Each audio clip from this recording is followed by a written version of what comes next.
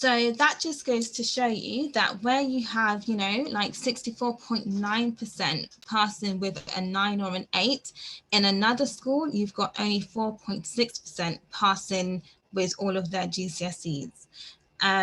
Again, 23% was just English and maths alone, whereas this one is all GCSEs. Okay, 64.9 is for all GCSEs, 4.6 all GCSEs. If we're comparing just the math and English, then in this one it was only 23% who managed to pass. In the local area, they're just about half of them passing at 49. And again, as we know, in the whole of England, it's only about 43 who managed to pass. And just so I'm not being biased to one particular area, because you know we're in Essex, I wanted to also show you what's happening in South London. Well, closest to South London or the Kent area. Here's Bexley Grammar School and here's Bexley Heath Academy. So one is a grammar school where you have to take entrance exams to get into, and Bexley Heath Academy is a comprehensive school where when you finish year 6 you can apply and be assigned, but there's no exam entrance test or anything like that. It was rated inadequate by Ofsted. And I just want to add also that Ofsted reports aren't always the things you want to go by, because you could have a school that has a good Ofsted report or an outstanding Ofsted report, but it doesn't necessarily mean that academically they are good. Ofsted look for a lot of different things that make up their scores. So for example, I ran a breakfast and after school club for 10 years. And in our last Ofsted report, we were awarded a good.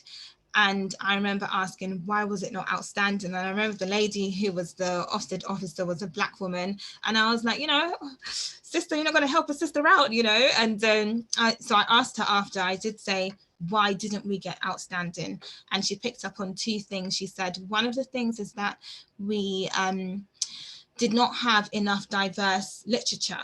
So we had like a reading corner, and I was like, we've got so many diverse storybooks. We've got people of different races, people of different religions as characters in the books that the children have access to.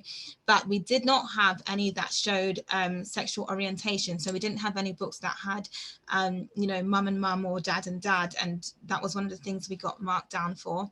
And then the other thing was our EYFS children, who were our reception children. And when it came to tea time, our staff would dish the food out for them, as opposed to allowing the children to dish the food out for themselves. And our way of thinking was, it saves less time and it won't be messy if the staff are the ones who are dishing the kids' food.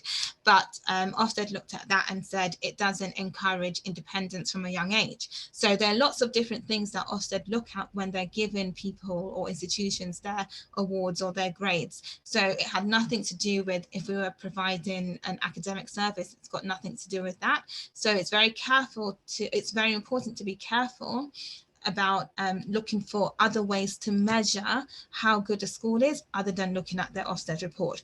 But besides that, if Ofsted says something is inadequate, then it probably, you know, you definitely want to look into that, okay? So I just want to show you here that these results here that we mentioned earlier, these are the results from Bexley Heath Academy, so where 23% were passing. And compared to Bexley Grammar School, I'm not sure if you can see it here, but it says in a year 11 student got 27.4%, 9 A's or A stars. Okay, so 27% alone are just getting A's or A stars, whereas at Bexley Heath, only 23% are even passing with a C. Okay, and these are children who probably even went to the same primary school, grown up together, they go to the same local Tesco's, the same cinema and all of that. And just because of what one school is providing and another school isn't, their paths in life could literally go that way. Not always and not forever. I'm not saying that everyone who goes to a private school or a grammar school or whatever is going to end up running a multi-million-pound business or company. I'm just saying that it just helps to define what things they're exposed to and what opportunities they're exposed to that might not necessarily happen in another school that is like this one here. Okay. So it's very important that we don't just follow the crowd. Parents need to be aware and to have an understanding for themselves about the type of school they want their child to go to. Don't just send your child to a school because your local I don't know, the pastor of your church sent their children to that school, or your boss at work sent their children to that school. You don't know if that's the right fit for your school. You don't know if that's the right fit or the right match for your child. So it's so important and it's so key to make sure that you're not just following the crowd, but you actually have a true and deep understanding of what the best school for your child is.